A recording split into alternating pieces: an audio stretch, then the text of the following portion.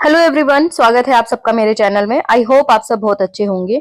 तो भाई मैं यूट्यूब पे देख रही हूँ कि हमारी जो दीदी जी हैं वो माफी मांगकर गई हैं लोगों से। जैसा कि लोग बोल भी रहे थे कि दीदी को जो है अपनी ऑडियंस से माफी मांगनी चाहिए, चाहे वो दूसरी फैमिली से माफी मांगे या ना, लेकिन जो ऑडियंस उनके ऊपर विश्वास करती है, जो उन्हें प्यार करती है, एटलीस्ट उनके लिए उन्हें माफी मांगनी चाहिए। तो दीदी जी ने सेम वही काम किया। कल वो लाइव आई और माफी मांगी। लेकिन इसके बाद देखने को क्या मिल रहा है कि भाई सारा ठीकरा जो है, जो भी ये गंदगी हुई है सोशल मीडिया पे, इसका ठीकरा जो है सुमित महल के ऊपर फोड़ दिया जा रहा है। आखिर ऐसा क्यों कर रहे हैं लोग? मैं यहाँ पे एक चैट लगाना चाहती हूँ जिसके माध्यम से लोगों को शायद पता लगेगा कि भाई उनके दिमाग में क्या चल रहा था। किसी ने उनसे पूछा था कि भाई ये सारी चीजें जो हुई हैं, क्या आपने सगाई तोड़ी है, कैसे सगाई तोड़ी है? तो उन्होंने ये बोला कि ये म्यूचुअल हुआ है फैमिली के आधार पे, और अगर बाद में भी ऐसा कुछ होता है तो उस टाइम जो सही लगता हम वैसा ही करते। हम तो अभी की सिचुएशन इमेजिन नहीं कर पा रहे हैं, आगे का क्या ही सोच पाते। तो आप यहाँ से देख सकते हैं कि भाई सुमित महल को शायद उस टाइम पे कुछ भी नहीं पता था कि ऐसा इनके बीच में कुछ चल रहा है। और जैसा कि सुमित को लेके लोग ब्लेम कर रहे हैं कि सुमित को स्टैंड लेना चाहिए था, सुमित क्यों नहीं बोला, तो सुमित ने स्टैंड लिया था। सुमित ने उस चीज के लिए स्टैंड लिया था कि जब इनकी सगाई हुई थी तो सुमित महल और दीदी को जो है बहुत ज्यादा टॉर्चर किया जा रहा था। कोई बोल रहा था नल्ला, कोई बोल रहा था ये कर्जदार है, कोई बोल रहा था कि भाई इसे फेम चाहिए क्योंकि दीदी के पास 1 मिलियन सब्सक्राइबर हैं, इसलिए शायद ये शादी करना चाहता है क्योंकि ये एक अनमैरिड इंसान है। क्या इसे यही औरत मिली, एक बच्ची की माँ, इसे कोई और लड़की भी मिल सकती थी? जरूर इस शादी के पीछे कुछ ना कुछ झोल है, गोलमाल है। तो लोगों ने बहुत सारी बातें बनाई, इवन उनके नाम तक बिगाड़े।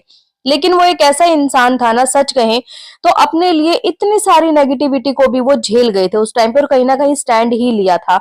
हर एक रिएक्शन चैनल पे जाके उन्होंने अच्छे से कमेंट किए थे, लोगों की बातों का जवाब दिया था।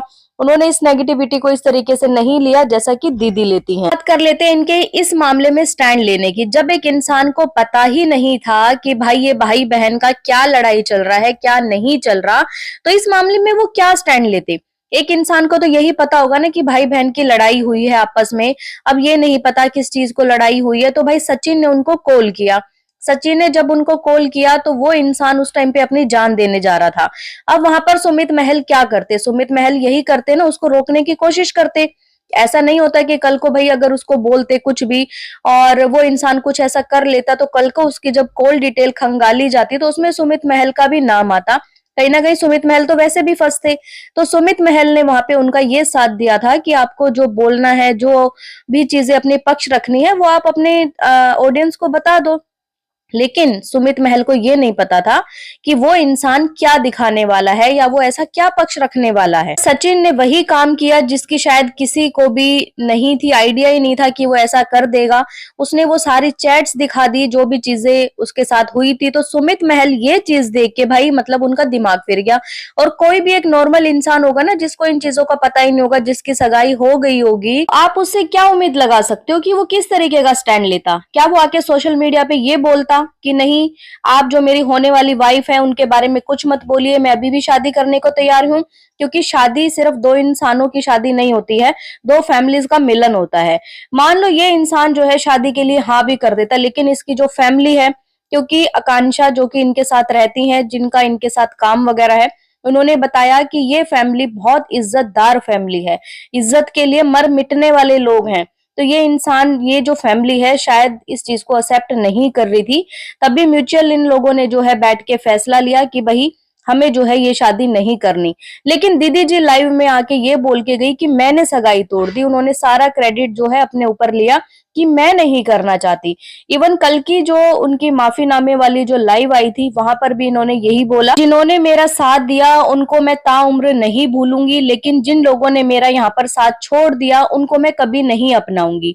मतलब इनका कहने का मतलब है कि मैं नहीं अपनाऊंगी, जबकि सामने वाला इंसान या सामने वाली फैमिली इनको नहीं अपनाना चाहती।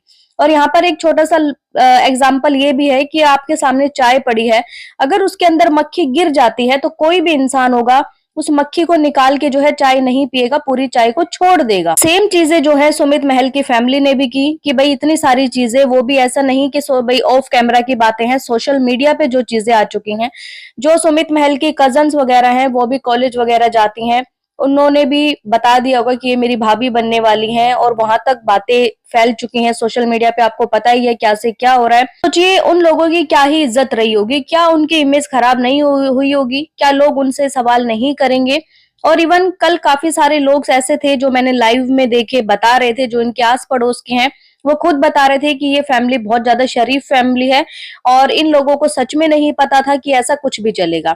अब जो लोग सुमित महल को लेके इतना ज्यादा टारगेट कर रहे हैं, सुमित महल को लेके ट्रोल कर रहे हैं, जो लोग ये बोल रहे हैं कि सगाई होने के बाद जो है बातें की जाती है, ये की जाती, चलो सुमित महल ने तो बातें की क्योंकि उनकी सगाई हो गई थी, लेकिन जो सेकंड पर्सन था, सगाई तो उसकी भी हुई थी। क्या उस औरत को जो है सुमित महल को धोखे में रखना चाहिए था? क्या उसको जो है सगाई से पहले ये सब चीजें खत्म नहीं करनी चाहिए थी? लेकिन उन्होंने सगाई के बाद भी इन चीजों को कंटिन्यू करा। मेरा कहना सिर्फ ये है कि भाई सारी चीजें सुमित महल के ऊपर मत फोड़ो, या फिर उसको जो है जबरदस्ती मत बोलो कि शादी करे या शादी करनी चाहिए थी, या उसको मनाने की लोग कोशिश कर रहे हैं। जिस तरीके से सुनने में आ रहा है कि सुमित महल को मनाया जा रहा है कि वो शादी करे, शादी करे। अगर कोई इंसान जबरदस्ती शादी कर भी लेता है ना, तो वो दिल से प्यार कभी नहीं करेगा, ये सिर्फ और सिर्फ एक कॉम्प्रोमाइज होगा। दीदी जी ने तो भाई सगाई के नेक्स्ट डे ही उस रिंग को निकाल फेंका था, ठीक है, कोई और रिंग डाली थी, और उसके बदले में ये बोला था कि ये रिंग बहुत ज्यादा भारी थी तो इसलिए मैं नहीं पहन सकती। बताइए कौन सी लड़की जो है सगाई के रिंग को अगले ही दिन उतार देगी?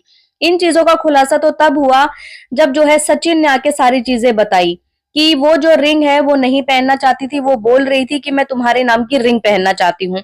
तो कौन सा इंसान ऐसा होगा जो इतनी सारी बातें सुनने के बाद ऐसी वाइफ के लिए स्टैंड लेगा? तो बताऊं तो यहाँ पर बहुत ज्यादा पॉलिटिक्स चलती है यूट्यूब पे, और सुमित महल को शायद इन चीजों का नहीं पता, क्योंकि वो कोई व्लॉगर नहीं है, या वो कभी भी कोई रिएक्शन नहीं दिया, या फिर उन्होंने इस तरीके की शायद चीजें नहीं देखी। जो भी चीजें हैं उनकी बैक कैमरा वाली चीजें हैं, जो भी काम वो करते हैं, बताया यही गया है कि फोटोग्राफी या फिर एडिटिंग, ये सब चीजें वो करते हैं। सुमित महल को जो है ब्लैकमेल ना किया जाए इन सब चीजों के लिए कि आप आओ शादी करो, आपको ऐसा करना चाहिए था, वैसा करना चाहिए था। जब सचिन की फैमिली भी खुश है, अब उन लोगों ने जब जो भी चीजें पूजा करी, शादी हुई, वो लोग मूव ऑन कर रहे हैं, उधर से दीदी भी मूव ऑन कर रही है, उन्होंने भी बोल दिया कि मैं इन चीजों पे बात नहीं करना चाहती, माफी मांग ली, मैं भी जो है अपने व्लॉगिंग को कंटिन्यू करना चाहती हूँ। और जैसा कि उनके भाई ने बोला कि आने वाले टाइम में हम सारी चीजें आपके सामने रखेंगे, तो मुझे नहीं लगता इन सब चीजों का ठीकरा सुमित महल के ऊपर फोड़ना चाहिए, जबकि उस इंसान को तो खुद ही छला गया है, उस इंसान के साथ तो खुद ही धोखा हुआ है। तो उससे आप कैसे उम्मीद लगा सकते हो कि वो इंसान आके अब स्टैंड ले, या फिर वो जबरदस्ती शादी करे? आदमी की तो खुद ही पहली शादी थी, सोचिए उसके कितने चाव होंगे, उन्होंने क्या क्या चीजें सोची होंगी।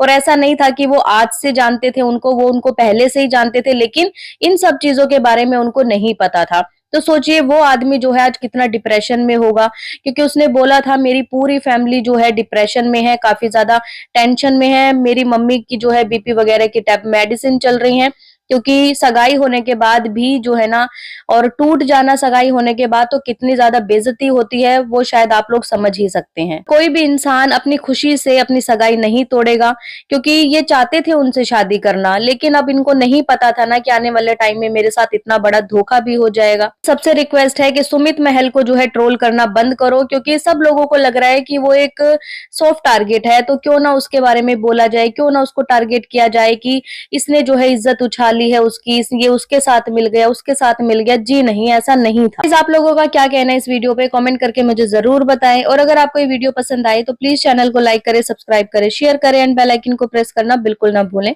सो बाय, मैं मिलती हूँ आपसे एक न्यू वीडियो में, तब तक के लिए बाय।